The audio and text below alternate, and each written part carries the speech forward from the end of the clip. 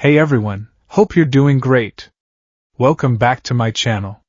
In today's video, we'll dive into what if Snipe found Deku first.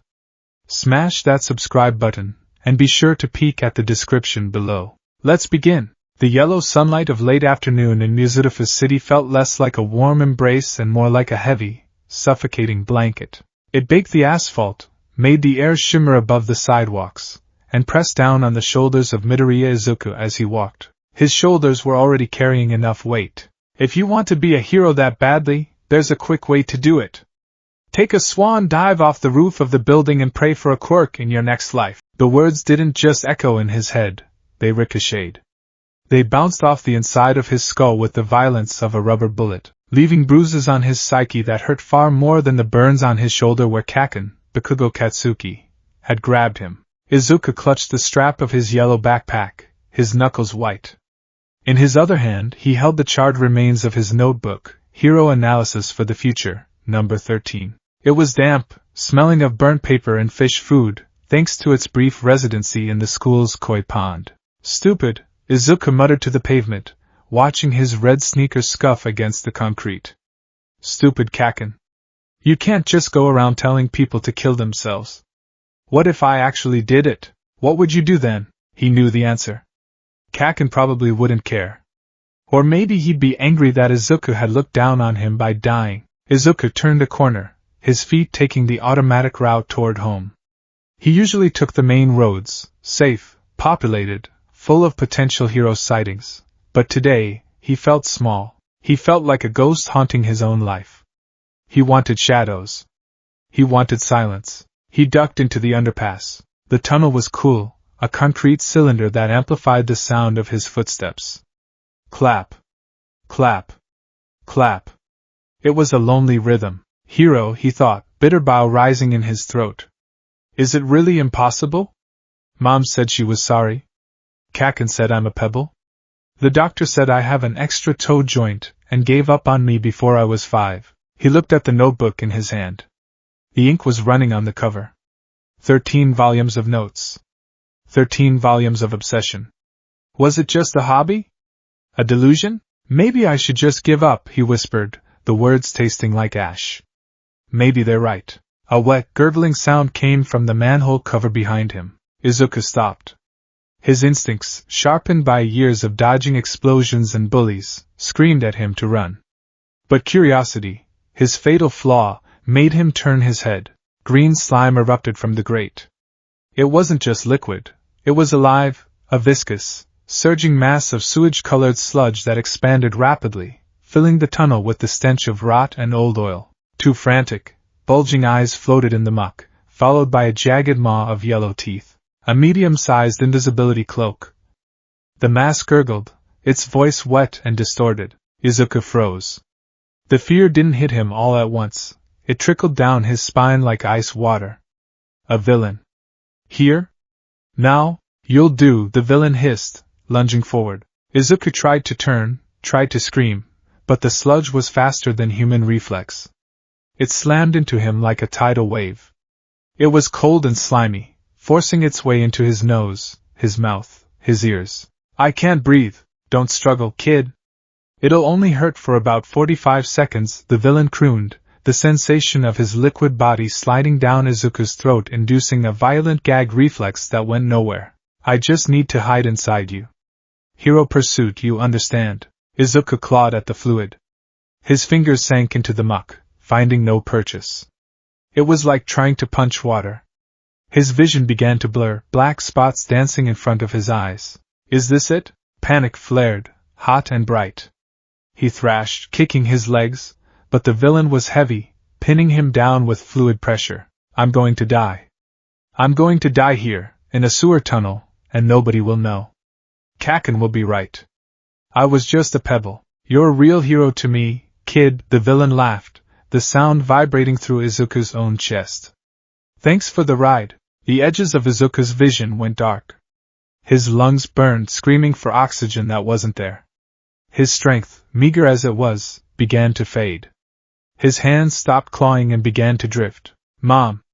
I'm sorry. Just as the darkness prepared to swallow him whole, a sound tore through the tunnel.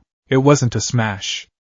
It wasn't the boom of an explosion. It was the high-pitched, singing whine of a ricochet, followed by the thunder crack of a heavy caliber shot.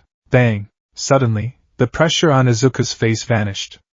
The sludge violently recoiled, a shriek of pain echoing off the concrete walls. My eye! Damn it, my eye! Izuku fell to his knees, retching. He gasped, sucking in greedy lungfuls of air that tasted of exhaust and ozone. He coughed violently, expelling bile and slime onto the pavement. Hold your fire, villain, a voice said. It was calm, deep, and carried a strange, rhythmic drawl that felt out of place in Japan. Unless you want another ventilation shaft in your anatomy. Izuku wiped the tears and muck from his eyes, looking up through blurred vision. Standing at the entrance of the tunnel, silhouetted against the blinding afternoon sun, was a figure. He wasn't massive like All Might. He was lean, draped in a tan cloak that fluttered in the wind. He wore a distinct, modified gas mask and a cowboy hat that cast a sharp shadow over his face. In his right hand, held with casual but absolute stability, was a gun. Smoke drifted lazily from the barrel. Izuku's heart hammered against his ribs. He knew that silhouette. He knew that gear. The pro-hero. Snipe, the sludge villain, half-formed and clutching a dissipating eye socket, roared in anger. A gun? You think a bullet can stop me? I'm fluid. I have no solid organs to hit. Is that a fact? Snipe took a slow step forward. The sound of his boots, heavy, spurred, echoed ominously. Physics is a cruel mistress, partner. Even fluids react to kinetic energy transfer if you hit them hard enough. The villain lashed out, sending a whip of sludge toward the hero. Izuku flinched, instinctively raising his arms. Look out! Snipe didn't dodge. He didn't even flinch. He simply raised his arm, the motion a blur of economy. Bang! Bang! 2 shots rang out in rapid succession. The first bullet intercepted the tendril of sludge in midair. It didn't just pass through. The rotation of the bullet and the sheer force shattered the cohesion of the liquid, spraying it harmlessly against the wall. The second bullet curved, literally curved in the air, and struck the villain in his remaining eye. Arg! The villain recoiled again, losing his form. The sludge destabilized, splashing onto the pavement in a disorganized puddle. My quirk is homing, Snipe explained, his voice sounding bored, like a teacher explaining a math problem for the 100th time. He spun the revolver on his finger before snapping it back into a ready position. I can lock onto any target I can see. And right now, I see a whole lot of target. The villain tried to reform, desperate now. You cheat! Surrender, Snipe commanded. I can keep shooting the bits that hold you together until you're nothing but a stain on the concrete. Your choice. The villain hesitated. He looked at the gun, then at the hero's unyielding stance. With a pathetic gurgle, the sludge slumped. I give up. Izuku sat on the ground, his chest heaving, staring wide-eyed at the scene. He had seen heroes fight before. He had seen All Might change the weather with a punch. He had seen Kamui Woods bind giants. But this was different. It was surgical. It was precise. There was no collateral damage. No destroyed buildings. Just 3 bullets and a neutralized threat. Snipe walked over to the villain, pulling a specialized canister from his belt. Good choice. He scooped the main mass of the villain into the container with surprising efficiency, sealing it tight. Only then did the hero turn his masked gaze toward Izuku. You alive down there, kid? Izuku scrambled to stand up, his legs shaking like jelly. Why yes. Yes, sir. Thank you. You saved me. Snipe tipped his hat back slightly. Don't thank me yet. We need to have a little chat about situational awareness. 10 minutes later, the police had arrived. The tunnel was taped off, blue lights flashing against the gray concrete. Officers were taking statements, and a few onlookers had gathered at the tunnel mouth, whispering and taking photos. Izuku sat on the back bumper of an ambulance, a shock blanket draped over his shoulders. The paramedics had checked him over, throat irritation, mild hypoxia, shock, but cleared him. Snipe was standing nearby, talking to a police detective. Izuku recognized the detective, Sakachi Naomasa, a man often seen working with All Might. Izuku clutched his burned notebook, his mind racing. He should be traumatized. He was traumatized. But the fanboy in him was fighting for dominance. Snipe was right there. The sharpshooting hero, a teacher at UA High. He watched as Snipe finished his report and walked over, his spurs clinking on the asphalt. The hero stopped in front of Izuku, towering over him. Midoriya Izuku, right? Snipe asked. Why, yes, sir. Izuku squeaked. Snipe sighed, the sound filtered through his mask. He crossed his arms. Look, kid. I'm gonna be straight with you. Walking through a tunnel like that, alone, with your head in the clouds, that's a recipe for disaster. Villains like dark, quiet places. You made yourself a target. Izuku flinched. The scolding stung, mostly because he knew it was true. I know. I wasn't thinking. I just wanted to be alone. Solitude is fine. Negligence ain't, Snipe said sternly. If I hadn't been patrolling this sector on a whim, you'd be a skinsuit right now. You understand that? Yes, sir, Izuku whispered, looking down at his red shoes. I'm sorry to cause trouble. I'm quirkless, you see. And I was having a bad day and, he trailed off, expecting the usual look of pity or dismissal. Snipe didn't say anything for a long moment. The silence stretched, uncomfortable and heavy. Then, the hero shifted his weight. That notebook. Izuku jumped. Huh!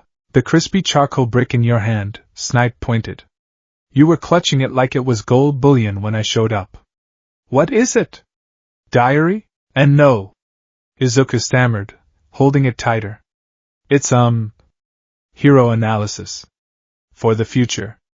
I write down data on heroes and villains. Quirks, fighting styles, weaknesses. Analysis, huh? Snipe tilted his head. Let me see. Izuku hesitated. Kaken had burned it. Most people laughed at it. But this was a pro-hero asking. Slowly, with trembling hands, Izuku held out the notebook. Snipe took it. His gloved fingers turned the damp, charred pages with surprising delicacy. He flipped past the water-damaged entry on Empty Lady, past the scorching on Kamui Woods. He stopped on a page near the middle. It was an entry on Snipe himself, written months ago. The hero read in silence. Izuku held his breath, waiting for the laughter. Waiting for Snipe to tell him it was creepy or useless. You identified the make of my revolver? Snipe murmured, reading the scribbled notes. Modified Colt Python frame, reinforced barrel for high-velocity rounds, custom grip to offset recoil from the air pressure generated by the quirk. Snipe looked up, the white lenses of his mask fixing on Izuku. You wrote here that I favor my right side when turning corners. Why? Izuku blinked, his mouth moving before his brain caught up. Oh. Well, I watched a video of your raid on the Red Eye Gang in Narahata 3 years ago. When you breached the warehouse, you cleared the left corners by stepping out, but when you cleared the right corners, you pivoted on your heel. I thought, maybe it's because of the weight of the cape, or maybe an old injury in your left hip. It creates a 0.4 second delay in your tracking if a target moves to your 7 o'clock. Izuku clamped his hand over his mouth. I did it again. I muttered. I criticized a pro-hero to his face. I'm dead. Snipe stared at him.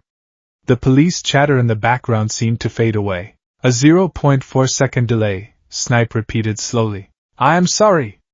Izuku bowed his head rapidly. I didn't mean to imply you were slow. It was just an observation. I know I'm just a quirkless nobody. I shouldn't be. Kid. Snipe closed the notebook with a snap. He handed it back. I took a piece of shrapnel to the hip 5 years ago, Snipe said, his voice lowering. Doctor said it healed fine? I thought it healed fine. But you're telling me I'm telegraphing a blind spot? Izuku looked up, stunned. Well, the data seemed to suggest. Snipe let out a short, sharp huff. It might have been a laugh. Well, I'll be damned. The hero adjusted his hat. He looked at Izuku, really looked at him, for the first time. Not as a victim, but as something else. You said you're quirkless? Yes, sir. The shame returned, habitual and cold. And you want to be a hero? Izuku gripped his knees. This was it. The rejection. Be realistic, kid. Become a police officer. Yes, Izuku said, his voice shaking.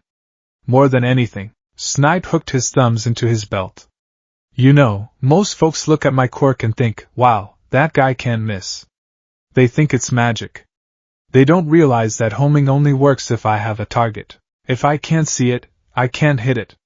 If I don't know where to look, I'm just a guy with a gun. He leaned in slightly. This world is full of heroes with sledgehammers for fists and flamethrowers for hands, Snipe said.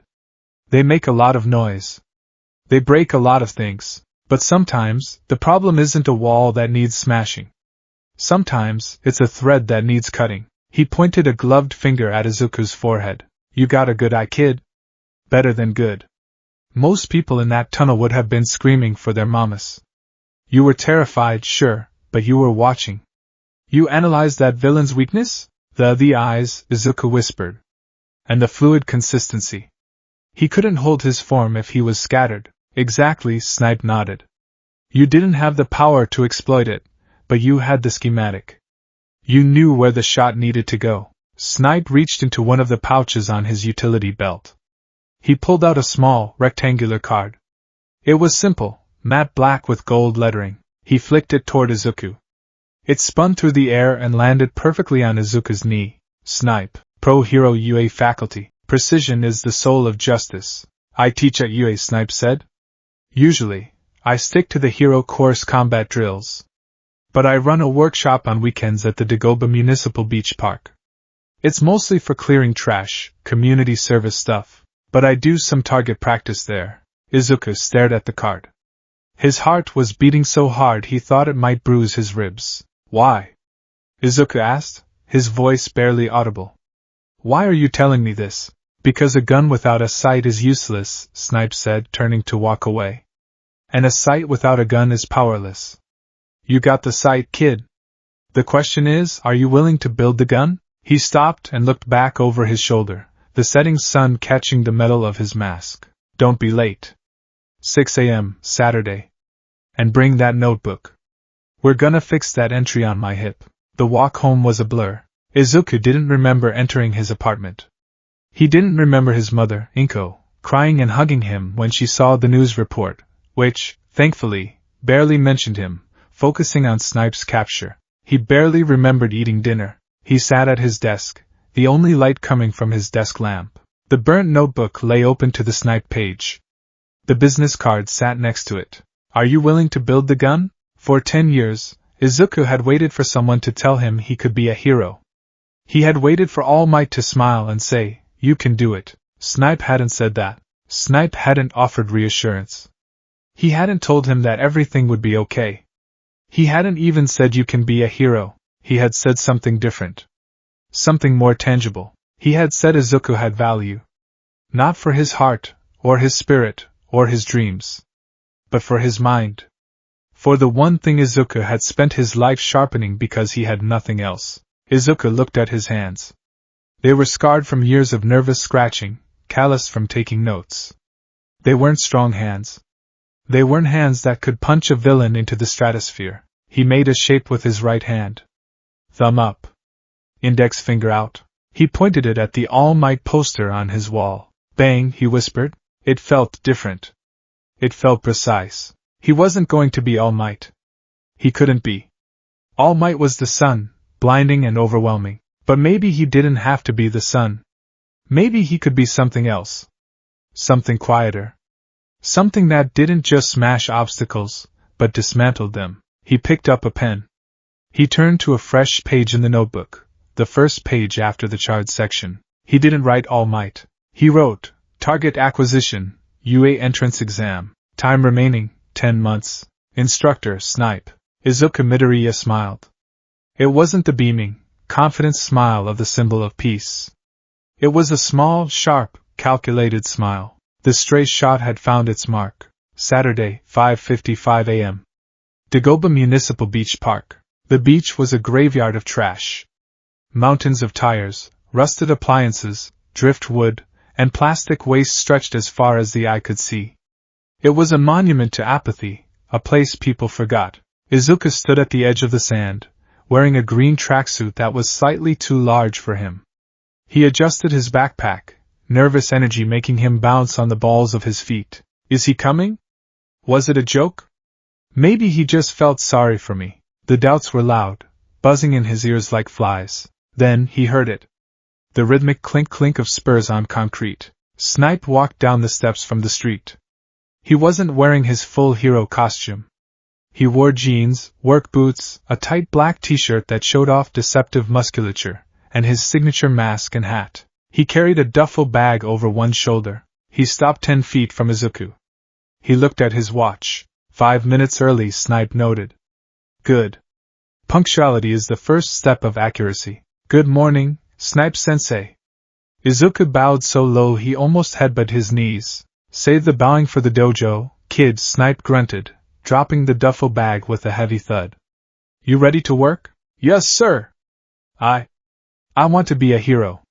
I know I don't have a quirk, and I know that means I'm at a disadvantage, but... Stop, Snipe held up a hand. Izuku froze, his mouth snapping shut. Snipe walked over to a pile of trash. He picked up an empty glass bottle. He held it up. You think you're empty, Snipe said. You think because you don't have a quirk, you're hollow. He tossed the bottle into the air. It arced high against the rising sun. In a blur of motion, Snipe drew a pistol from a holster at his hip, not his hero gear, but a training airsoft gun. He didn't look. He just fired. Pfft. The pellet hit the bottleneck, spinning it wildly in the air without breaking it. A quirk is just ammunition, Snipe said, holstering the weapon. Some people are born with .50 calibers. Some are born with buckshot. You're entering the battlefield with an empty chamber. Izuku looked down, his fists clenching. I know, but Snipe continued, walking closer until he was standing right in front of Izuku. Ammunition runs out. Aim doesn't. Tactics don't. Guts don't. He poked Izuku in the chest. I've read your notebooks, Midoriya. I spent the last 2 nights going through the photocopies you sent me. Izuku blushed. You did? It's messy. It's disorganized. It's borderline obsessive stalking, Snipe deadpanned. But it's brilliant. You see angles other pros miss. You see the mechanics of quirks. Snipe gestured to the beach. This is your training ground. We're going to clean this place up. Not just to build muscle, though God knows you need it. You look like a stiff breeze would snap you in half. Izuku squeaked. But we're going to use it for target practice. Balance. Trajectory calculation. I'm going to teach you how to shoot, how to throw, how to move, and how to think like a hunter. Snipe leaned down, his mask inches from Izuku's face. I can't give you a quirk, kid. I can't make you the symbol of peace. But if you survive this, I can make you something the villains fear just as much. What's that? Izuku asked, his voice trembling with a mix of fear and excitement. Snipe straightened up, the morning sun glinting off his lenses. A dead shot. A hero who never misses. Snipe kicked the duffel bag toward Izuku. Inside are wrist weights and a textbook on physics. Put them on. We start with a 5-mile run in the sand. Move. Izuku scrambled to open the bag. Yes, sir. As Izuku fumbled with the weights, struggling to strap them to his thin wrists, Snipe watched him. The pro hero touched the radio earpiece concealed under his hat. Yeah, Nizu. It's me, Snipe muttered quietly, so Izuku wouldn't hear. I found the candidate. No, not a powerhouse. No, not a flashy type. Yeah. He's perfect. Trust me on this. The kid's got eyes like a hawk. Snipe cut the connection and looked back at the green-haired boy stumbling through the sand. All Might is looking for a successor to carry the torch, Snipe thought. He wants a pillar to hold up the sky, but the sky is full of vultures. Snipe grinned behind his mask. And vultures are best dealt with from a distance. Pick up the pace, Midoriya. Snipe barked. Villains don't wait for you to tie your shoes. Right. Izuku yelled back, pumping his arms, grit flying from his heels. The sun rose higher over Dagoba Beach, casting 2 long shadows across the trash-strewn sand. One was tall and steady, the other was small and wavering, but moving forward with a determination that burned brighter than the dawn. The training of the long-range hero had begun. The smell of Dagoba Municipal Beach Park was a complex bouquet of rotting kelp, rusted iron, sun-baked plastic, and the lingering, sweet-sour scent of despair. For most of Muzidafu's city, it was a blight on the coastline. For Midoriya Izuku, it had become his entire world. It had been 3 weeks since the sludge villain incident. 3 weeks since the stray shot that changed the trajectory of his life. Wrong angle, Midoriya! The shout cracked through the morning air like a whip. Izuku scrambled over the hood of a rusted-out sedan, his sneakers slipping on the dew-slicked metal. He wasn't carrying a weapon. He was carrying a microwave. Center of gravity. Snipe barked from his perch atop a pile of tires. The pro-hero was drinking a canned coffee through a straw inserted into his gas mask, looking for all the world like a cow contemplating a herd of cattle. You're lifting with your back again. You're trying to muscle it like a brawler. What did I tell you about leverage? Izuku gasped, his forearms burning. Fulcrum point, force application. Then use it. Izuku gritted his teeth. He dropped the microwave, carefully, not recklessly, and adjusted his stance. He wedged a piece of sturdy driftwood under the appliance, using a concrete block as a fulcrum. With a sharp exhale, he pushed down on the wood. The microwave lifted easily, allowing him to slide his hands underneath and hoist it with his legs, hugging it close to his chest to centralize the weight. He jogged, or rather, wobbled rapidly, toward the designated pickup truck parked near the seawall. He heaved the microwave into the bed, where it landed with a hollow clang next to a stack of tires. Izuku collapsed onto the sand, his chest heaving. Done, that sector is clear. Snipe checked his stopwatch. 4 minutes 12 seconds. Better. But you hesitated at the car hood. You looked at it like an obstacle instead of a platform. The hero hopped down from the tires, his spurs jingling softly. He walked over to where Izuku lay spread-eagled on the sand. Get up, kid. Physics class is in session. Izuku groaned but forced himself upright. This was the routine. 5 a.m. arrival.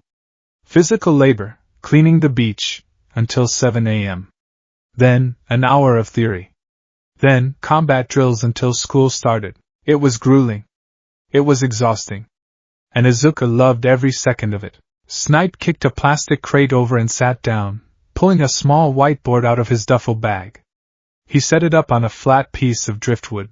All right, Snipe said, uncapping a marker. Yesterday we talked about the ODA loop, observe, orient, decide, act. Today, we're talking about ballistics. Specifically, ricochet geometry. Izuku's eyes lit up. He reached into his backpack, now free of scorch marks, replaced by a sturdy waterproof tactical bag Snipe had recommended, and pulled out a fresh notebook. Hero analysis for the future, no. 14. Most heroes, Snipe began, drawing a crude stick figure and a wall on the board, think in straight lines. I punch the bad guy. I shoot the bad guy. I run at the bad guy. Line of sight is king. He drew a second stick figure hiding behind a wall. But villains aren't mannequins. They take cover. They hide.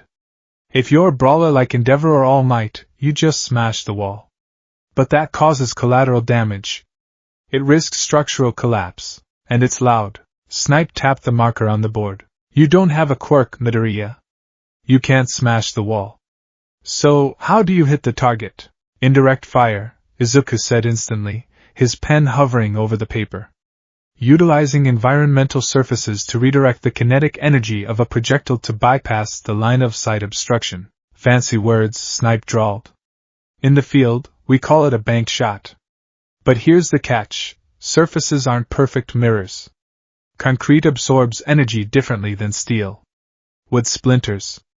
Glass shatters. Snipe drew a complex diagram involving angles of incidence and reflection. If I fire a standard .45 caliber round at a concrete wall at a 45-degree angle, what happens? Izuku blinked. His muttering habit kicked in, a low-volume stream of consciousness that buzzed like a bee. Concrete has a high density but a rough surface texture. Standard lead round would likely deform upon impact, losing approximately 40% of its kinetic energy. The angle of reflection wouldn't equal the angle of incidence because of the surface friction and the deformation. It would probably shatter or ricochet at a shallow angle, maybe 15 degrees, spraying shrapnel. Stop, Snipe commanded. Izuku clamped his mouth shut. Sorry. Don't be sorry. You're right. Snipe looked at him, the white lenses of his mask unreadable but his tone approving. Most rookies would say it bounces off at 45 degrees. You've factored in deformation and friction. That's your weapon, Midoriya. That brain of yours. Snipe erased the board. You can't be a brawler without a quirk. So don't brawl. The world is full of hammers. I'm training you to be a scalpel. I'm training you to see the math in the chaos. Snipe reached into his bag and pulled out a gun. Izuku flinched instinctively. Relax. It's an airsoft replica.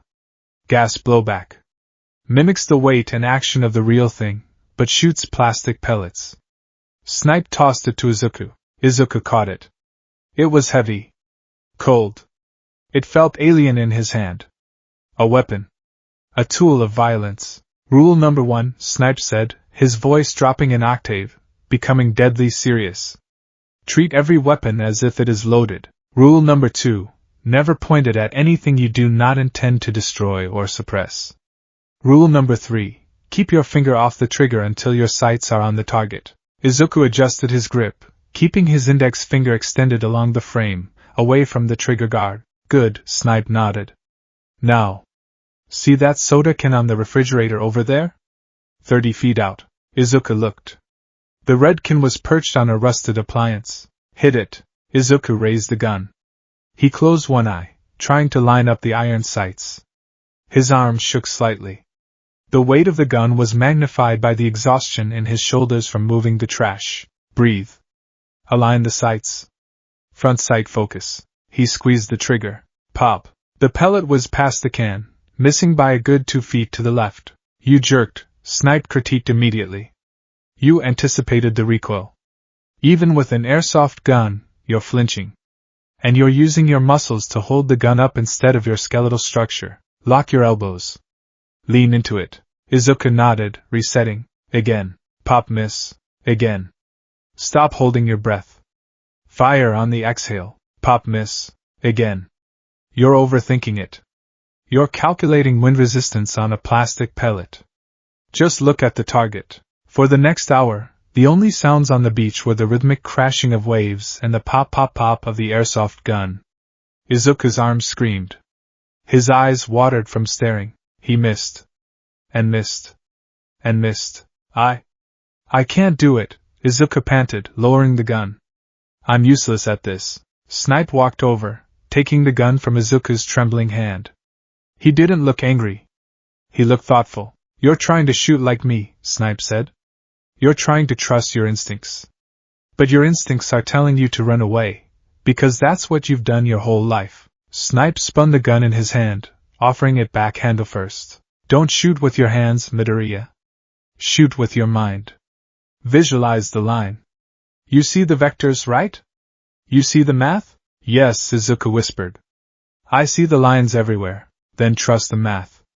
The gun is just the pen you use to draw the line. Izuku took the gun back.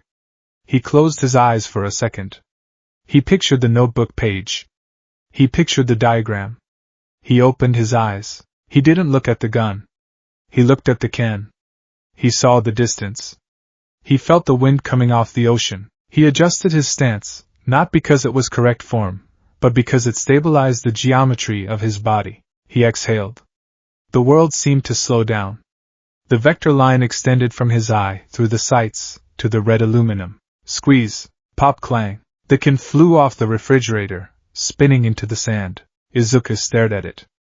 A rush of adrenaline, sharp and electric, shot through him. He hit it. He actually hit it. Not bad, Snipe said, tipping his hat. For a rookie. Now do it again. Moving target this time. Snipe picked up a rock and hurled it into the air. The sun was high in the sky now, marking the transition to mid-morning. The beach was starting to get hot. Break time, Snipe called out. 15 minutes. Hydrate. I need to make a call. Izuku collapsed onto a relatively clean patch of sand, chugging water from his bottle. He felt different. His muscles ached in a new way. It wasn't the dull ache of being beaten up by bullies. It was the sharp, satisfying ache of progress. He pulled out his notebook again, sketching the grip of the pistol, noting how the recoil impulse traveled up the arm. If I adjust my stance by 3 degrees, if I use a weaver stance instead of isosceles. While Izuku muttered, Snipe walked up to the street level, leaning against the railing. He dialed a number on his phone. Eraser, Snipe said when the line clicked. I'm sleeping, Aizawa Shota's voice rasped on the other end. It's 10 a.m. on a Saturday. Exactly. Why are you calling? The kid, Snipe said, looking down at the green speck on the beach. He's making progress. Faster than I thought. The quirkless one? Aizawa sounded skeptical. Snipe, we've talked about this. It's illogical. The entrance exam is geared toward combat quirks. Even if he's a marksman, he can't take down a zero-pointer with a BB gun. He's not gonna use a BB gun, Shota. He's building support gear. Or at least designs for it. And his tactical analysis? It rivals yours. High praise, Aizawa deadpanned. Or an insult to me. I can't tell. I'm telling you, keep an eye out. If he passes the written exam, which he will, he's going to be a problem in the practical. A good problem, we'll see. Don't get too attached. The reality of hero work usually breaks the dreamers first. He's not a dreamer anymore, Snipe said, watching Izuku mechanically disassemble and reassemble the airsoft gun. He's a planner. There's a difference. Snipe hung up. He turned to head back down the stairs, but stopped. Down the beach, near the treeline of the park, a large figure was watching.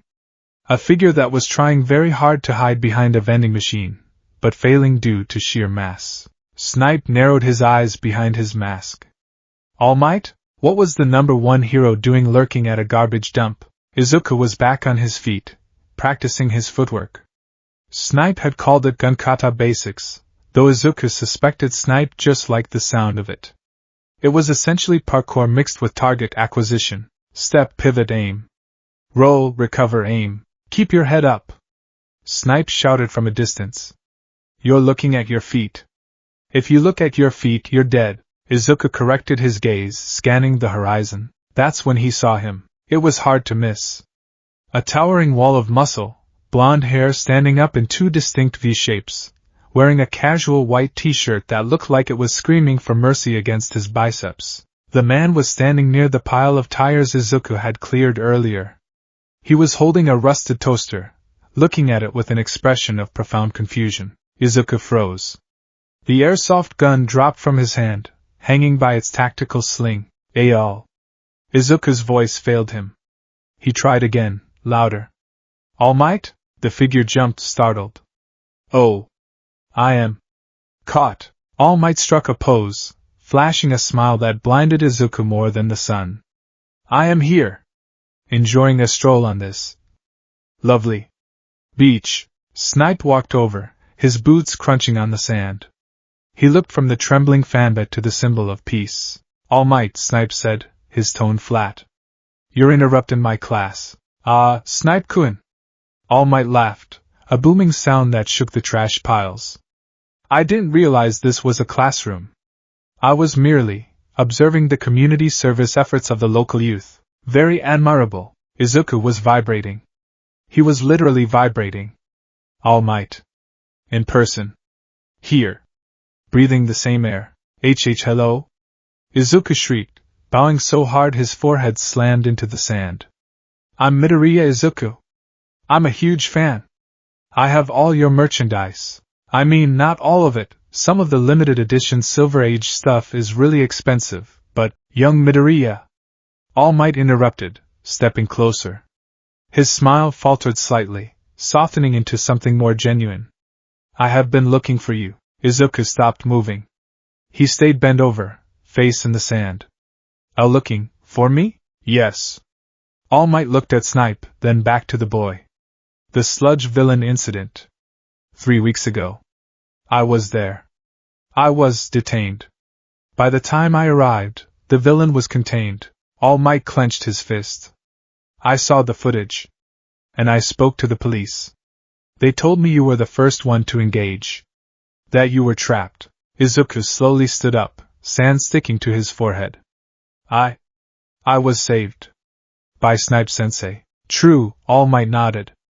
But before that, The reports say you ran into the tunnel. That you were murmuring about saving people.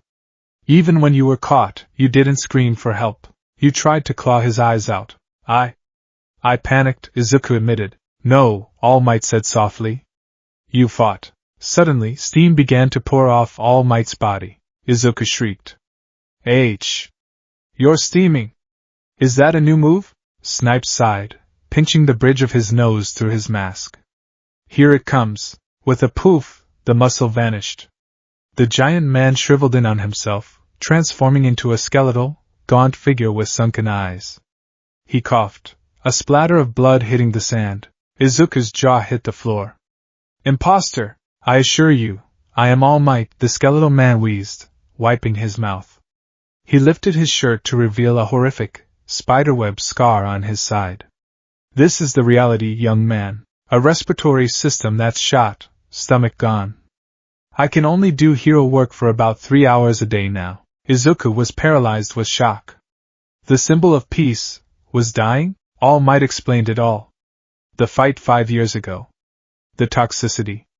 The fading power. I have been looking for a successor, All Might said, his blue eyes burning with intensity.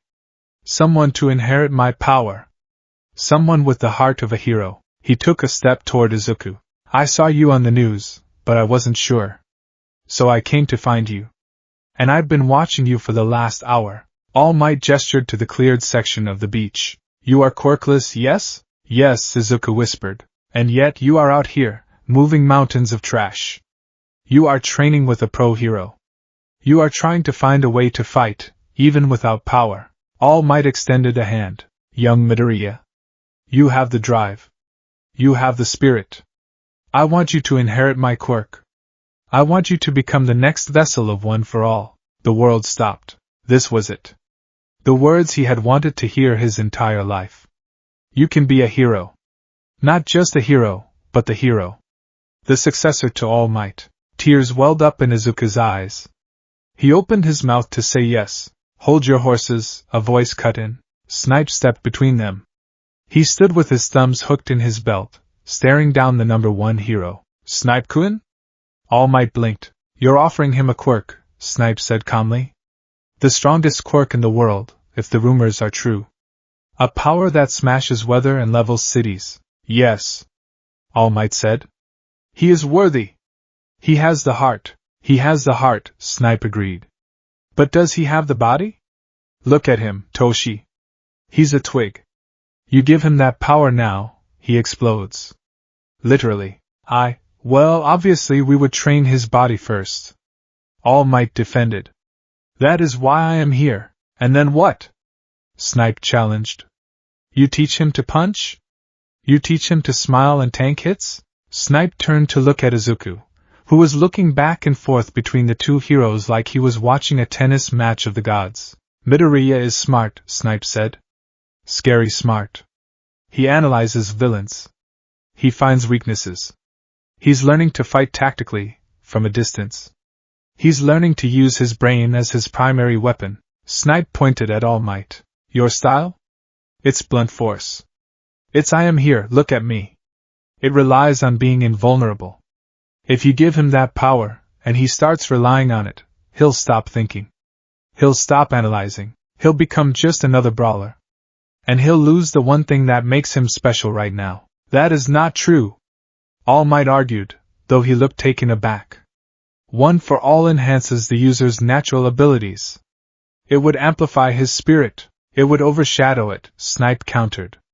He'd spend so much time trying to be All Might Jr. that he'd forget how to be Midoriya. Silence descended on the beach. The ocean roared. Izuku looked at his hands. He looked at the airsoft gun lying in the sand. He thought about the math. The angles. The thrill of hitting the can not because he was strong, but because he was right. Then he looked at All Might. The scar. The sacrifice. The power to save everyone with a smile. Izuku spoke up. Both heroes turned to him. I want it, Izuku said, his voice trembling but firm. I want to save people. I want to be able to save everyone, just like you, All Might. All Might beamed. Snipe's shoulders slumped slightly. But Izuku continued, Snipe-sensei is right. All Might's smile froze. If I just try to punch like you, I'll break. And even if I don't break, I'll just be a copy. A worse copy. Izuku picked up the airsoft gun. He held it tight. Snipe-sensei taught me that a quirk is just ammunition. It's not the hero. It's just the bullet.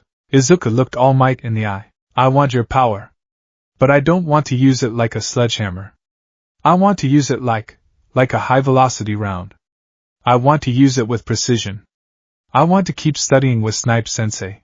I want to learn tactics, and marksmanship, and support gear. He took a deep breath. I don't want to be the symbol of peace who stands in the middle of the city as a pillar. I want to be the hero who sees the villain before they even start. I want to be the one who ends the fight with one shot, so no one gets hurt. All Might stared at the boy. He looked at the determination in those green eyes, eyes that weren't looking for fame, but for efficiency. For justice. Slowly, All Might's skeletal face broke into a smile. A real one. Not the mask of the symbol of peace, but the smile of a teacher who has just been schooled. A hero who ends the fight with one shot. All Might mused. Deadshot Deku, He laughed. You are greedy, young Midoriya. You want the ultimate power, but you want to control it with your own rules. You want the best of both worlds. Is that okay? Izuku asked timidly. All Might looked at Snipe. What do you say, Kauba? Can we share the student? Snipe huffed, adjusting his hat. I ain't a babysitter, All Might. But if the kid wants to load a nuclear warhead into a sniper rifle, I guess I'd better be there to make sure he aims it right. Snipe walked over and clapped a hand on Izuku's shoulder. You take his power, kid. You build your body. But when it comes to fighting, you listen to me. We're gonna take one for all and we're gonna compress it. We're not gonna make a smash. We're gonna make a pierce. Izuku beamed, tears finally spilling over. Yes. Yes, sir. All Might nodded solemnly. He reached up and plucked a long, golden hair from his head. Very well. All Might declared, puffing back up into his muscular form for emphasis. The contract is sealed. To inherit this power, you must ingest some of my DNA. He thrust the hair toward Izuku. Eat this. Izuku stared at the hair. He looked at Snipe. Snipe stared at the hair. He looked at All Might. That, Snipe deadpanned, is absolutely disgusting. Is that how this works? You just feed people hair? It is the most efficient method. All Might defended, sweating. It's unsanitary, Snipe grumbled. Midoriya, wash it down with water. And don't choke. Izuku took the hair. It was light, almost weightless. But he knew it carried the weight of the world. He didn't hesitate. He put it in his mouth and swallowed. It tasted like hair. Gross, Izuku gagged. Greatness often has a weird aftertaste, Snipe said. Alright, show's over. All Might, if you're sticking around, grab a fridge. We got 3 miles of beach to clear and the kid needs to work on his upper body strength if he's gonna handle the recoil of that quirk. All Might blinked. Me? Carry trash? You're the one who wants him to have muscles, Snipe said, walking back toward the whiteboard. Led by example, number 1. All Might laughed, stripping off his t-shirt to reveal his massive torso. Very well. Challenge accepted. Young Midoriya. Let us clean this coastline. Yes, All Might. As Izuku ran to join his 2 mentors, the towering giant lifting a sedan with one hand, and the stoic gunman calculating the geometry of the trash pile, he felt a shift deep inside him. The embers of one for all were settling in his stomach. But in his mind, the crosshairs were already locking on. He wasn't empty anymore. He was loaded, and he had 10 months to learn how to pull the trigger. Target acquisition, UA entrance exam. Time remaining, 9 months 3 weeks. Status, locked and loaded. The training montage had only just begun. But the ballistics and brains of the future hero were already taking shape. The world thought it knew what one for all looked like. It thought it was a fist. They were about to learn it could be a bullet. The months bled into one another, marked not by the turning of calendar pages, but by the diminishing pile of garbage on Dagoba Beach, and the increasing number of bandages on Midoriya Izuku's hands. It was month 4 of the 10-month plan. The sun was scorching, a prelude to the humid Japanese summer. Izuku stood atop a rusted washing machine, his shirt soaked through with sweat. His muscles, once non-existent, were now defined, wiry and taut, like steel cables wrapped in skin. He wasn't bulky like All Might. He was built like a runner, or perhaps more accurately, like a tightly wound spring. Focus, Midoriya. Snipe's voice cut through the sound of the waves. You're leaking energy. Keep it contained. Izuku closed his eyes. He could feel it. The ember he had swallowed, one for all, was no longer just an ember.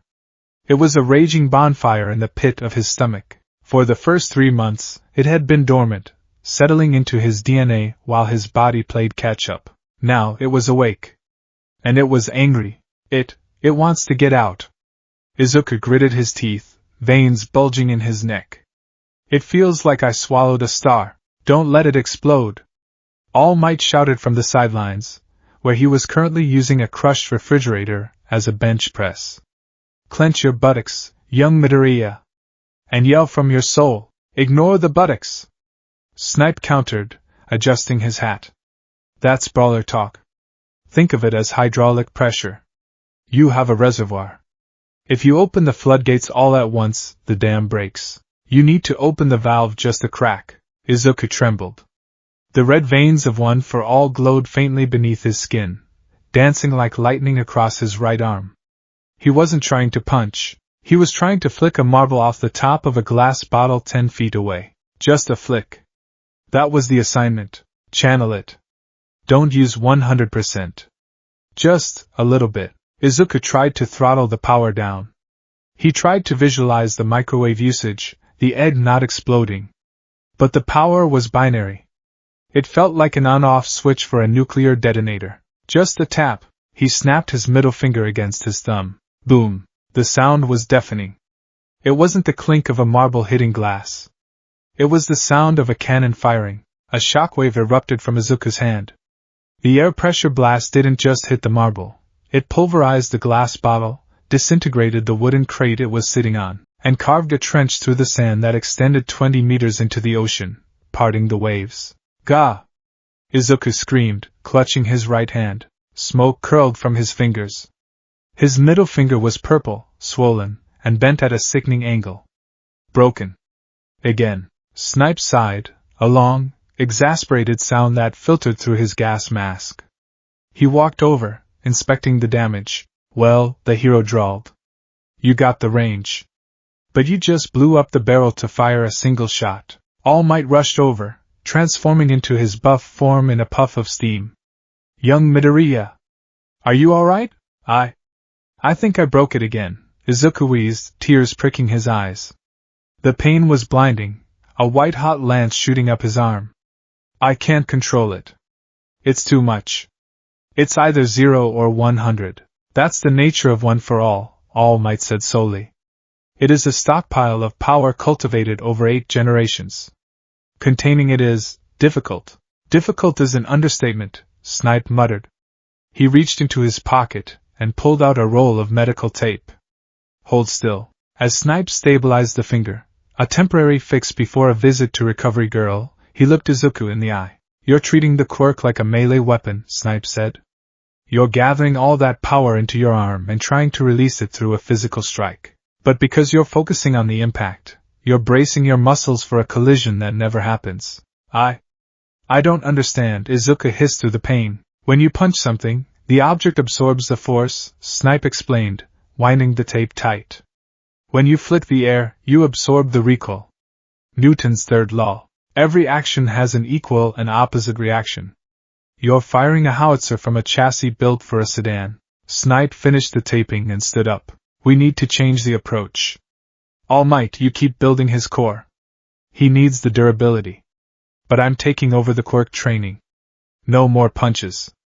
No more full-arm movements. What then? All Might asked. Snipe pointed a finger gun at the ocean. We're going to turn him into a revolver. We're going to work on caliber control. If he can't fire a .50 cal without breaking, we teach him to fire a .22 until he can. Month 5, the workshop. Yui High School was a fortress of glass and steel, gleaming in the distance like a promised land. Izuku had dreamed of walking through its gates his entire life. He hadn't expected to do it 6 months before the entrance exam, entering through the service delivery bay in the back. Don't wander off, Snipe warned, leading Izuku down a corridor that smelled of ozone, grease, and burnt coffee. And don't touch anything. Especially if it's ticking. Yes, sir, Izuku squeaked, hugging his backpack. He was vibrating with excitement. This was the support course wing. The heart of hero technology. Snipe stopped at a massive blast door labeled Development Studio 3. He punched in a code, and the doors hissed open. The room inside was a chaotic wonderland. Robotic arms hung from the ceiling, half-assembled engines littered the tables, and sparks flew from a corner where a welding torch was in use. My Jima! Snipe barked. A man wearing a yellow excavator claw helmet popped his head up from behind a pile of scrap metal. Power loader. Snipe? The support hero's voice was muffled. You're early. I told you the auto-reloader for your gauntlets isn't done yet. I'm still trying to fix the jamming issue when you rapid fire. Not here for me, Snipe said, jerking a thumb at Izuku. Here for the recruit. Power loader climbed over the desk, his excavator claws clanking. He sized Izuku up. This the kid? The one you said has high yield potential with structural integrity issues? That's the polite way of saying he breaks his bones every time he sneezes, Snipe said. Hey! Izuku protested weakly. It's only when I use the quirk. Same thing. Snipe walked over to a workbench. Show him the hands, Midoriya. Izuku held out his hands. They were scarred, rough, and currently wrapped in compression bandages. Power loader hummed, grabbing Izuku's wrist with a surprising gentleness despite his bulky gear. Microfractures in the phalanges. Stress on the carpals. You're putting tons of pressure on the joints from the inside out. Air pressure attacks? Yes, sir, Izuku said. I'm trying to utilize pressurized wind blasts by snapping my fingers. Snipe-sensei calls it the Air Force technique. But the recoil is snapping your ligaments like rubber bands, Power loader finished. He let go of Izuku's hand and started rummaging through a drawer. You need bracing. External reinforcement to take the shock so your bones don't have to. Exactly, Snipe said. We need gloves. Something that locks the wrist and reinforces the fingers, but leaves the tips sensitive for trigger work. I can do that, Power loader muttered, pulling out a tablet and sketching rapidly. Polymer weave, shock-absorbing gel inserts, maybe a kinetic dampener on the forearm. Suddenly, an explosion rocked the back of the room. A cloud of pink smoke billowed out, and a girl with pink dreadlocks and steampunk goggles emerged, coughing but grinning maniacally. Success! She screamed. The jetpack didn't explode. It just rapidly disassembled. Hatsum! Power loader yelled. Ventilation! Now! He turned back to Izuku, ignoring the chaos. Ignore her. First year. Brilliant, but dangerous. Anyway, gloves. I can have a prototype in 2 weeks. But Snipe said you needed something else? Aiming assist, Snipe said. The kid's got good eyes, but he's firing invisible bullets. He needs a HUD. Something to track wind speed, trajectory, humidity. Izuku's eyes went wide. A heads-up display? Like Iron Man? Like a sniper scope, Snipe corrected. We're thinking a visor or goggles. Keep it lightweight. Power loader tapped his chin. I have some old targeting sensors from a scrapped project. I can retrofit them into a high-impact lens. It won't aim for you, kid. It'll just give you the data. You still have to do the math. I love math, Izuku blurted out. Snipe and Power loader exchanged a look. Weird kid, Power loader grunted. All right. Stand on the scanner. Let's get your measurements. As Izuku stepped onto the circular platform, lasers scanning his frame, he felt a surge of reality. This wasn't just physical training anymore. This was professional. He was getting gear. He was being invested in. Thank you, Snipe-sensei, Izuku whispered as the lasers hummed. Don't thank me, Snipe said, leaning against the workbench and spinning a wrench on his finger. Just make sure that when you get these toys, you stop breaking your damn fingers. The paperwork for the infirmary is killing me. Month 7, Trigger Discipline. The rain lashed against the windows of the abandoned warehouse Snipe had commandeered for urban environment simulation. It was a gloomy, gray Saturday. Inside, Izuku was kneeling on the concrete, staring at a row of 10 lit candles. Again, Snipe commanded. Izuku took a breath.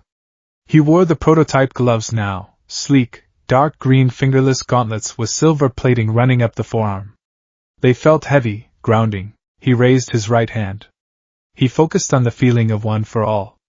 Not the bonfire. Not the explosion. He looked for the spark. 5%. Just 5%. He visualized the gun mechanism. The hammer cocking back. The tension of the spring. He snapped his index finger. Thwip. A small, condensed bullet of air shot forward. It hit the wick of the first candle. The flame didn't just go out. The top half of the candle wax vanished, splattered against the wall behind it. Too much, Snipe critiqued. You wanted to snuff the flame, not decapitate the candle. You used about 8%. You're anxious. It's hard to hold it back, Izuku admitted, shaking his hand out. The glove had absorbed the recoil, so his finger didn't break, but it still stung, a dull throb deep in the knuckle. It feels like trying to hold back a tsunami with a spoon. That's because you're fighting the quirk, Snipe said, walking around him. The spurs on his boots clicked ominously on the concrete. You're terrified of what it can do, so you're flinching before you fire. Snipe stopped in front of him. You know why I wear this mask, Midoriya? Izuku looked up. The gas mask was iconic. To filter toxins? Or intimidation? Snipe chuckled darkly. He reached up and unclasped the straps. With a hiss of air, he pulled the mask off. Izuku blinked. Underneath, Snipe. Real name Toguro Kamakiri, a detail Izuku knew from deep forums, but had never confirmed, looked surprisingly normal. He had a sharp jawline, stubble, and tired eyes. He looked like a man you'd pass on the street and never notice. I wear it because a sniper has no face, Snipe said quietly. If a villain knows my face, they know my range. They know my humanity. They can look in my eyes and see where I'm aiming. He tapped the side of his head. But the mask? The mask is a symbol of detachment. When I put it on, I'm not Toguro anymore. I'm a mechanism of justice. I don't feel anger. I don't feel fear. I just calculate. He knelt down, eye level with Izuku. You're carrying All Might's power. It's a power fueled by emotion. By the desire to save. By the drive to smash evil. Snipe placed a hand on Izuku's gloved fist. But you can't shoot with emotion, Izuku. If you shoot with anger, you miss. If you shoot with fear, you miss. You need to find the cold place. The quiet place in the storm. The quiet place. Izuku repeated. Separate the power from the passion, Snipe advised. Let your heart be the reason you fight, but let your brain be the way you fight. When you pull that trigger, you need to be empty. Snipe put the mask back on. The click of the latches sealed his humanity away. Try again. Don't think about the power. Think about the wick. Just the wick. Nothing else exists in the universe. Izuku closed his eyes. He listened to the rain. He felt the hum of One for All. It was loud, roaring like a furnace. Quiet, he told it. Be quiet. He pushed the roaring fire down, condensing it, compressing it until it was a single, glowing bead of light. Cold. Precise. He opened his eyes. The green lightning on his skin calmed down, becoming a faint, steady hum instead of a jagged storm. He aimed at the second candle. Thwip. The air bullet flew. It passed over the wax. It struck the flame. The fire snuffed out. The candle didn't move. The wick remained intact, a thin trail of smoke rising from it. Perfect, Snipe's voice filtered through the mask. That was 5%. Consistent. Clean. Izuku stared at the smoking wick. A smile broke across his face, not the manic grin of All Might, but a sharp, satisfied smirk. I did it. Don't celebrate yet, Snipe stood up. You got 8 more candles. And then we're moving to moving targets. I bought a crate of pigeons. Wait, pigeons? Clay pigeons, kid? I'm not a monster. Load up. Month 9, the full call revolver. The training had evolved. It wasn't just standing and shooting anymore. It was movement. Full call. Izuku shouted. Green electricity surged over his entire body. Not 100%. He held it at steady 5%. It flowed through his legs, his torso, his arms. It was a suit of armor made of energy. He sprinted across the beach. The trash was almost gone now, leaving vast stretches of clean, white sand. Target left. All Might shouted, throwing a frisbee high into the air. Izuku didn't stop. He kicked off a piece of driftwood, launching himself into the air. He spun, gravity momentarily suspended. Time seemed to slow. He saw the frisbee. He saw the wind dragging it slightly to the west. He saw the arc. He raised his right hand, supporting his wrist with his left hand, a tactical stance in midair. He didn't just flick. He used the momentum of his body, the twist of his hips, the snap of his shoulder. The energy flowed from his toes to his fingertips. One for all Air Force. Snap. The air bullet tore through the sky. It punched a clean hole through the center of the frisbee. Izuku landed in a roll, coming up on one knee, scanning for the next threat. Target right. 2 bogeys. Snipe yelled, launching 2 clay discs simultaneously from a trap machine. Izuku pivoted. He breathed out. Snap, snap. 2 shots. Rapid fire. The first disc shattered. The second one was clipped on the edge, spinning off course but not breaking. Damn, Izuku hissed. You rushed the second shot, Snipe called out, walking over with a clipboard. You didn't reset your aim. You relied on the spray. I was losing altitude, Izuku argued, standing up and wiping sand from his new goggles, yellow-tinted lenses that wrapped around his head. I had to fire before I hit the ground. Then you should have adjusted your landing, not your shot, Snipe countered. But your mobility is improving. Full cowl is stabilizing. You're not breaking bones anymore. It feels natural now, Izuku said, looking at his hands. The gloves were scuffed, the leather worn in.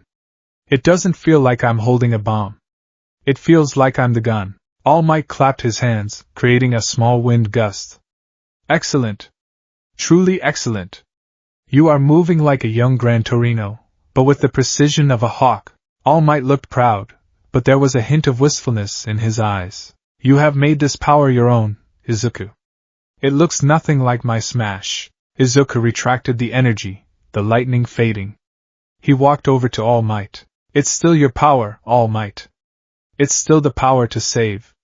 I'm just delivery system. A delivery system for justice, Snipe added. And you're ready. Ready? Izuku's heart skipped a beat. For the exam? For the final test, Snipe said. The exam is in 1 month. The beach is clean. You've learned the basics of ballistics, movement, and power regulation. But you haven't been shot back at yet. Snipe drew his revolver, the real one. Izuku stiffened. Don't worry, Snipe said, checking the cylinder. Rubber bullets. They'll hurt like hell, leave a bruise the size of an apple, and probably crack a rib if you take a direct hit. But they won't kill you. You want to spar? Izuku asked. I want to see if you can keep your cool when the barrel is pointed at you, Snipe said. 10 minutes. If you can land 1 clean air shot on me, you pass. If you can't, well, maybe you should apply to general studies. All Might stepped back, looking nervous. Snipe-kun, is this safe? Hero work isn't safe, Snipe said, his voice cold. He lowered his stance, his cape fluttering in the sea breeze.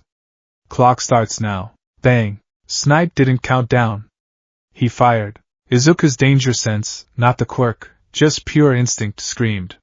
He threw himself to the right, a rubber bullet whizzing past his ear. Move, Midoriya. A stationary target is a dead target. Izuku scrambled, activating full cowl. Green lightning crackled.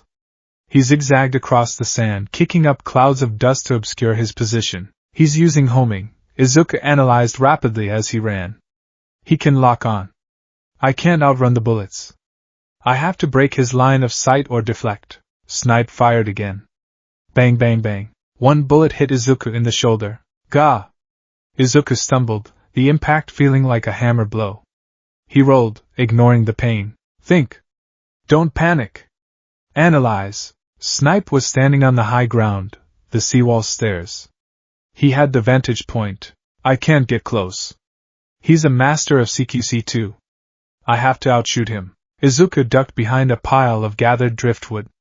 Bullets chipped away at the wood. He knows where I am. Homing tracks the target signature. Izuku looked at the sand. He looked at the wind. Create a distraction. A smoke screen. Izuku charged up his fingers. 10% this time. He aimed not at Snipe, but at the sand directly in front of the hero. Delaware smash. Scattershot. He flicked all 5 fingers in a fan motion. 5 blasts of air pressure tore into the sandbank below Snipe. The impact threw up a massive wall of grit and sand, blinding the hero's visual lock. Smart, Snipe muttered, lowering his gun as the sand cloud engulfed him. But where was the kid? Snipe scanned the beach. Left? Right, above. Izuku had used the recoil of the 5-finger blast to launch himself backward and upward. He was high in the air, framed against the sun. Snipe looked up, blinded by the glare. Izuku fell. He didn't panic. He fell into the dive. He locked his legs. He aimed his right hand. Distance, 15 meters. Wind 5 knots south. Target, center mass. Smash! Izuku yelled, snapping his fingers. An air bullet, compressed and screaming, tore down from the sky. Snipe tried to raise his gun, but the glare and the angle were too severe. Thump! The blast hit Snipe squarely in the chest. It wasn't enough to hurt the pro-hero seriously, but the force was enough to knock him off his feet. Snipe stumbled back, his boots skidding, and he landed on his butt on the concrete steps. Silence fell over the beach. Izuku landed in a crouch, panting, his hands smoking. Snipe sat there for a moment. He dusted off his cape. He checked his chest, a clean hit, right on the sternum. Slowly, the cowboy hero started to chuckle. It was a dry, raspy sound. Well, I'll be, Snipe said, standing up and holstering his gun. You shot the sheriff. All Might erupted into cheers. Magnificent!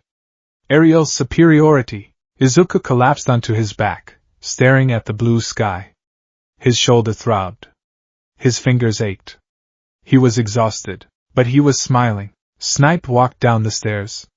He stood over Izuku, blocking the sun. You passed, Snipe said. You kept your head. You used the environment. And you didn't hesitate. He reached down and pulled Izuku to his feet. You're ready for UA, Midoriya. Those robots won't know what hit M. Month 10, the eve of the exam. The beach was pristine. The trash was gone, replaced by golden sand and the sparkling ocean. It was a miracle of civic duty, performed by one boy. Izuku stood at the edge of the water, watching the sunset. He held the notebook, Hero Analysis number 14, in his hands. It was filled now. Filled with ballistics charts, quirk theories, and diagrams of his own movements. He wasn't the trembling boy from the tunnel anymore. He carried himself differently. His eyes scanned the horizon, constantly tracking movement. A seagull diving. A wave breaking. You nervous? Izuku turned. Snipe was leaning against the railing. A little, Izuku admitted. But good nervous. Like the tension in a spring. That's the spirit, Snipe nodded. Remember. The exam isn't just about points. It's about showing them who you represent. I know, Izuku touched the goggles resting around his neck. I represent you. And All Might. No, Snipe shook his head. He walked over and poked Izuku in the chest. You represent yourself. You represent the idea that you don't need to be a god to be a hero. You just need to be accurate. Snipe pulled something from his pocket. It was a new holster, designed to clip onto Izuku's leg. But instead of a gun, it held pouches for small metal spheres, ammo for his flicks, if he needed physical projectiles later. Wear this tomorrow. It'll confuse the hell out of them. They'll think you have a gun quirk. Izuku laughed, strapping it on. They're going to be confused anyway. Let 'em be, Snipe grinned behind the mask. Confusion is just an opening for a shot. The sun dipped below the horizon, painting the sky in shades of purple and orange. Go home, kid. Get some sleep. Tomorrow you go to war. Yes, sensei. Izuku bowed, then turned and jogged away. Snipe watched him go. He's ready, Snipe thought. The world is expecting another All Might. Another symbol to look up to. Instead, they're getting a guardian who watches from the shadows. They're getting a sniper. Snipe tipped his hat to the ocean. Happy hunting, Deadshot. Target acquisition, UA entrance exam. Time remaining, 12 hours. Status, chambered. The training was over. The weapon was forged. Now, it was time to test it against the metal of the prestigious UA High School. Izuku Midoriya was walking into the exam not with a smash, but with a plan, and he didn't intend to miss. The morning of the UA entrance exam brought a sky of piercing, cloudless blue. It was the kind of day that felt crisp, high definition, and unforgiving. Midoriya Izuku stood before the massive glass and steel archway of UA High, the H-shape of the main building looming like a fortress of dreams. 10 months ago, he would have been vibrating with a frequency of anxiety visible to the naked eye. He would have been clutching his stomach, mumbling apologies to the pavement, and sweating through his school uniform. Today, Izuku stood still. He wore his black gakurin, the buttons polished, the fabric pressed. But it was how he wore his body underneath that had changed. He didn't slouch. His feet were planted shoulder-width apart, a shooter's stance, balanced and ready to pivot. His backpack hung from one shoulder, heavy with the specialized gear Snipe had cleared for the exam. Observe. Orient. Decide. Act. The ODA loop. Snipe drilled it into him until it was his heartbeat. Izuku scanned the crowd. Hundreds of students. Different uniforms, different postures. Some were arrogant, chests puffed out. Some were terrified. Izuku catalogued them not as people, but as variables. Heavy hitter on the left. Speed type on the right. Emitter type near the gate. Stupid Deku. The voice was a low growl, familiar as a childhood scar. Izuku didn't flinch. He didn't jump. He simply turned his head, his eyes tracking the movements smoothly. Bakugo Katsuki stomped toward him, hands in his pockets, his posture a mixture of aggression and casual disdain. Get out of my way, Bakugo snarled, though there was plenty of room on the sidewalk. Don't stand there blocking the path like a piece of roadside trash. In the past, Izuku would have scrambled aside, stammering an apology. Today, Izuku checked the distance. 1.5 meters. Right side dominance. Center of gravity forward. Izuku sidestepped. It was a single, fluid motion, a shift of weight that cleared the path efficiently without surrendering dignity. Good morning, Kaken, Izuku said. His voice was calm. Steady. The wind is low today. Good for explosions. You'll have good accuracy. Bakugo stopped. He blinked, the insults dying in his throat. He stared at Izuku's face. Where was the fear? Where was the flinch? And why the hell was the nerd talking about wind shear? Ha! Bakugo bristled, smoke curling from his palms. What are you babbling about? And what's with the eyes? Izuku wasn't looking at Bakugo. He was looking through him, scanning the perimeter behind him. We should get inside, Izuku said, adjusting his bag. Punctuality is the first step of precision. Good luck, Kaken. Izuku turned and walked away. He walked with a rhythmic, silent stride, heel to toe, minimizing impact. Bakugo stood there, frozen. A strange chill went down his spine. It wasn't the fear of a threat. It was the unease of seeing a familiar object behave in an impossible way. The pebble hadn't just moved. The pebble had dismissed him. Don't ignore me, damn it!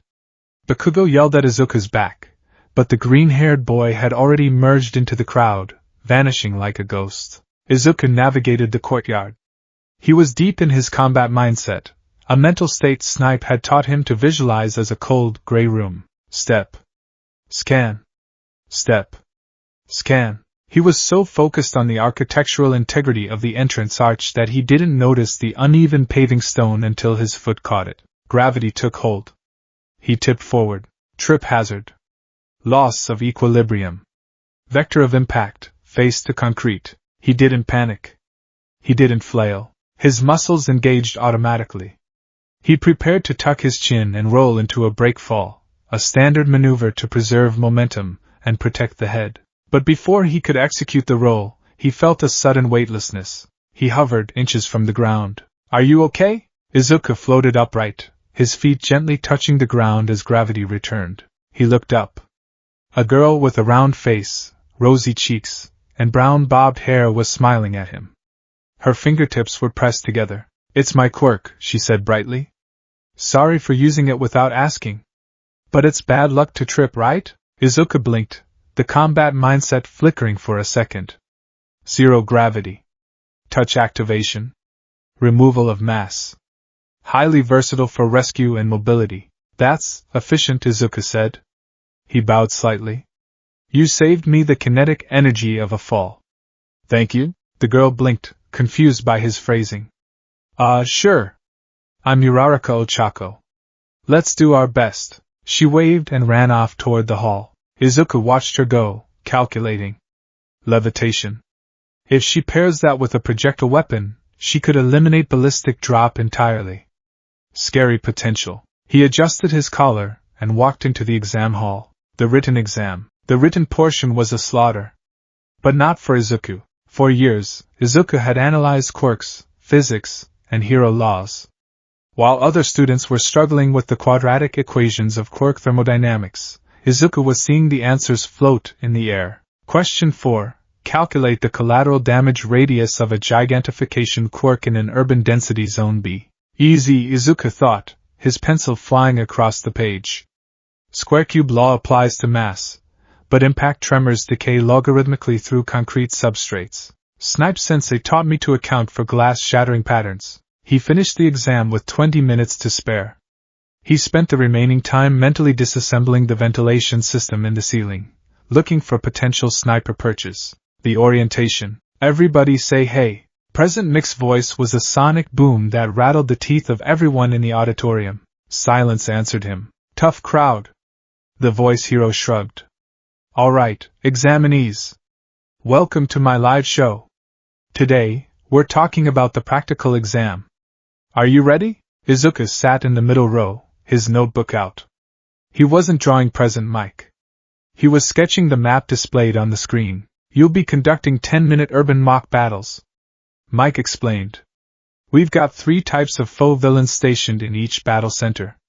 You earn points based on their difficulty level. 1-pointer, fast, light armor. 2-pointer, medium armor, likely ranged attacks. 3-pointer, heavy armor, slow, high damage output. Izuku's pen scratched furiously. Snipe Sensei said to prioritize targets. Don't waste energy on low-value targets unless they impede movement. Focus on the 3-pointers. Aim for the sensors. They're robots. They rely on optical and thermal input. Blind them, and they're scrap. Excuse me. A hand shot up in the row in front of Izuku. A tall boy with glasses and stiff posture stood up. May I ask a question? The boy shouted, his voice cutting through the hall. On the printout, there are 4 types of villains. If this is a misprint, then UA, the most prestigious school in Japan, should be ashamed of such a foolish error. He pointed an accusing finger back at Izuku. And you! With the curly hair. Izuku looked up, blinking. You've been muttering this whole time. The boy scolded. It's distracting. If you're here on a pleasure trip, then you should leave immediately. The auditorium giggled. Izuku felt the familiar heat of embarrassment rise, but he pushed it down into the cold room. He stood up. The giggle stopped. Izuku didn't look ashamed. He looked annoyed. I wasn't chatting, Izuku said, his voice carrying clearly without shouting. I was calculating the most efficient ammunition-to-point ratio for the targets. As for the 4th robot, Izuku looked at President Mike. It's a 0-pointer, isn't it? An arena trap. Like the thwomps in Mario games. It's meant to force displacement, not engagement. President Mick's sunglasses flashed. Bingo! The listener is sharp. That's exactly right. The 4th villain is worth 0 points. It's an obstacle. Avoid it at all costs. The boy with glasses, Ida Tenya, stiffened. He looked from Izuku to Mike, then bowed deeply. I see. It is a mechanism to test situational awareness. Thank you, and I apologize for my rudeness. He sat down stiffly. Izuku sat down as well. He ignored the whispers around him. He's perceptive, Izuku noted about Ida. But rigid. He follows the rules so hard he misses the intent. That will get him killed in a chaotic zone. Izuku checked his watch. Time to load up. Battle Center B. The bus ride was tense. Izuku stood near the doors, checking his gear one last time. He wore a dark green tactical tracksuit with reinforced elbows and knees. On his hands were the prototype gloves Power Loader had built, the Air Force Gauntlets MK.I. They were black metal and green polymer, extending up his forearms to absorb shock. Around his neck hung his yellow-tinted tactical goggles. Strapped to his right thigh was the drop-leg holster containing the steel bearings Snipe had given him. Last resort only, he reminded himself. Use the air first. He looked around. Uraraka was there, looking nervous. And Bakugo was there. The explosive blonde was stretching near the gate, glaring at everyone. When his eyes landed on Izuku, his lip curled. Don't get in my way, Deku, Bakugo hissed as he walked past. Or I'll blast you along with the scrap metal. We're in the same zone, Izuku noted quietly. Statistically, that increases the efficiency of clearing the area, as you draw high aggro. Stop talking in nerd. Start. President Nick's voice screamed from the guard tower speakers. The other examinees jumped, confused. What? There's no countdown? What are you waiting for? President Mike yelled. There are no countdowns in real battles. Run! Run! Die! I mean live! While the crowd hesitated, a blur of green motion shot past them. It was Izuku. He didn't run like a sprinter on a track. He ran low, head down, weaving in an erratic pattern. First into the fray gets the pick of the targets, Snipe's voice echoed in his head. Izuku cleared the gate before anyone else had taken a step. He was in the city, the urban warfare. The mock city was vast. Concrete buildings, narrow alleys, wide avenues. A one-pointer, a speedy unicycle robot with machine guns, burst through a wall to Izuku's left. Target acquired. The robot screeched. Izuku didn't break stride. He slid on his knees, passing under the robot's sensor arc. Target, optical sensor. Weak point, glass lens. Izuku raised his right hand. The gauntlet hummed. Green lightning crackled around his arm, full call at 5%. He snapped his fingers. Thwip. A condensed bullet of air pressure, invisible save for the distortion of light, shot from his index finger. It struck the robot's single red eye with the force of a hammer. The glass shattered. Error. Optical failure. The robot spun wildly, crashing into a lamppost. Izuku vaulted over the hood of a car, spun in midair, and snapped again. Thwip. The second shot hit the robot's exposed neck joint. The head flew off. 1 point. Too slow, Izuku muttered, landing and rolling. I need height. He looked at the building next to him. Fire escape. He activated full call again, channeling power into his legs. He leaped. He cleared the first flight of stairs in a single bound, grabbing the railing and swinging himself up. Parkour. Snipe had forced him to run the trash piles of Dagoba Beach until his hands bled. This concrete jungle was easy by comparison. He reached the roof. From here, he had a vantage point of the entire block. He pulled his goggles up over his eyes. The yellow lenses cut the glare of the sun. The HUD, head-up display, flickered to life, showing wind speed and ambient temperature. There, down the street, a cluster of robots, two two-pointers and a massive three-pointer, were cornering a student. It was the guy with the laser belt. Cannot sparkle. Too many. The laser boy cried. Izuku stood on the edge of the roof. He took a deep breath, slowing his heart rate. Distance, 40 meters. Wind 3 knots east. Elevation, 15 meters. He raised both hands, fingers poised. Snipe style, suppression fire. Snap. Snap. Snap. Snap. Air bullets rained down from the roof. They didn't hit the robots in the center of mass. They hit the joints. Knees. Elbows. Weapon barrels. The two pointers collapsed, their legs blown out from under them. The three-pointer turned its turret toward the roof, detecting the threat. Big mistake, Izuku whispered. He aimed for the turret's rotation gear. One for all, 8% output. Bang! The shot was louder this time. The air bullets slammed into the gear mechanism, crumpling the metal. The turret jammed, sparking violently. They're immobilized. Izuku shouted down to the laser boy. Finish them. The laser boy beamed, literally. Merci, mysterious sniper. He fired a laser, destroying the disabled robots. Izuku didn't stay to watch. He was already running across the rooftops, leaping gap after gap. Move. Acquire. Fire. Move. 28 points. He dropped into an alleyway, taking out 2 one-pointers with precise flicks to their battery packs. 30 points. Suddenly, an explosion rocked the street parallel to him. Die. Die. Die. Bakugo was flying through the air, blasting robots with terrifying power. He wasn't aiming for weak points, he was melting the chassis. Izuku watched from a second-story window. Kaken is strong, Izuku analyzed. But he's wasting energy. Excessive force on soft targets. He'll overheat if this drags on. A 3-pointer emerged behind Bakugo, its missile launcher opening. Bakugo was mid-air, facing the other way. Izuku raised his hand. Cover fire, he snapped. The air bullet hit the missile just as it left the tube. Boom! The missile exploded in the robot's face, destroying it instantly. Bakugo landed, whirling around. What? Who stole my kill? He looked up. He saw a flash of green lightning and yellow goggles disappearing into a window. DKU? Bakugo screamed, veins popping in his forehead. You damn nerd! Stop shooting my robots. Izuku ignored him.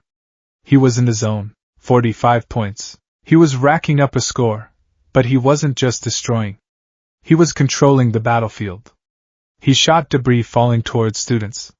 He shot the ground to create dust clouds, confusing the robots. He was a ghost. A guardian angel with a sniper rifle made of air. 58 points. Time check. 2 minutes remaining. I have enough points to pass, Izuku calculated. I should conserve stamina. He landed on a wide avenue, catching his breath. His fingers throbbed. The gauntlets were hot to the touch. Then, the ground shook. It wasn't an explosion. It was an earthquake. Tum. Tum. Dust billowed from the end of the main street. Buildings groaned and cracked. And then it appeared. The 0-pointer. It was a monstrosity. A robot the size of a skyscraper, its treads crushing cars like soda cans. Its shadow fell over the entire city block. What is that? A student screamed. Panic. Pure, unadulterated panic swept through the examinees. Run! It's the 0-pointer. There's no point fighting it. Get out of the way. The crowd turned and fled, a stampede of quirks and terror. Izuku turned to run as well. Logic dictates retreat. 0 points means 0 value. Engagement is a net loss. Snipe's voice, don't be a hero, kid. Be a survivor. Izuku took a step back. Ow! A cry of pain. Faint buried under the sound of crushing concrete. Izuku froze. His head snapped toward the sound.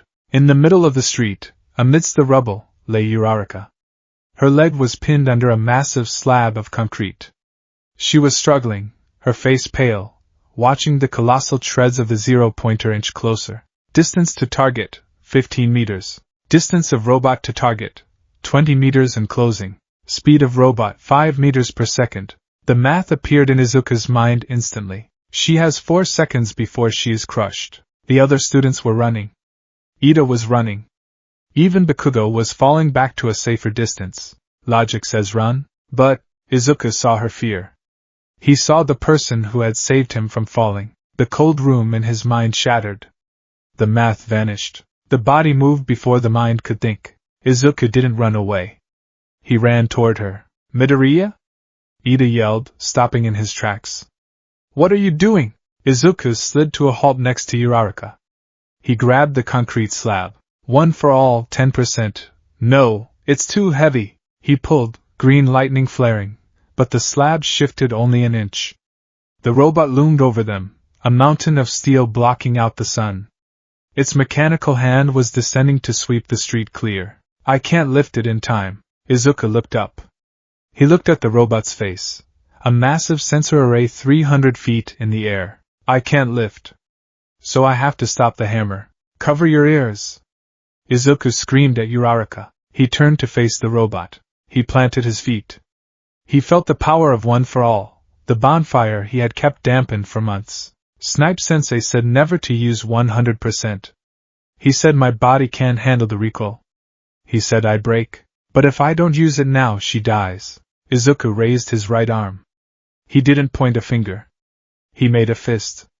But he didn't prepare to punch. He extended his palm, fingers slightly curled, creating a cannon-like shape with his hand.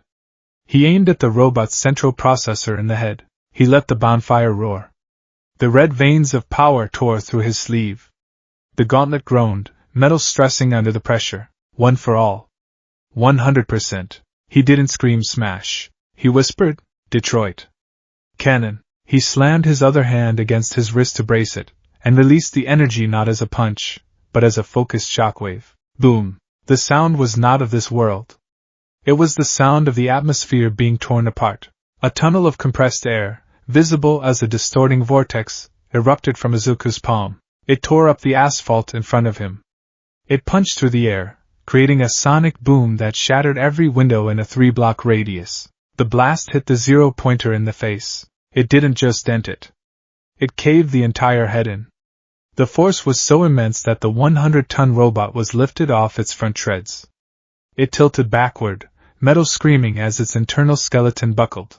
With a thunderous crash, the giant fell backward, away from Uraraka. Silence followed.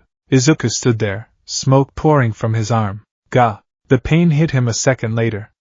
His right arm was purple. The gauntlet was shattered, pieces of polymer and metal falling to the ground. His sleeve was gone. His arm hung limp, broken in multiple places. The recoil had been like firing a tank shell from a handgun. He fell to his knees, gasping. Midoriya-kun! Uraraka cried, her eyes wide with shock. The dust settled. The students who had fled stopped and turned around. Their jaws dropped. Did he just one-shot the zero-pointer? He didn't even touch it. He shot it with wind. Is that guy a monster? Bakugo stood in an alleyway, staring at the fallen giant. His hands were trembling. Deku, he whispered, his voice shaking with a cocktail of rage and terror. Since when do you have a gun like that? Present Mick's voice crackled over the speakers, subdued. Time's up. The aftermath. The medical bots were loading Uraraka onto a stretcher. Recovery Girl was hobbling toward Izuku. Izuku sat on the ground, clutching his broken arm. He felt lightheaded. Ida approached him, looking shaken.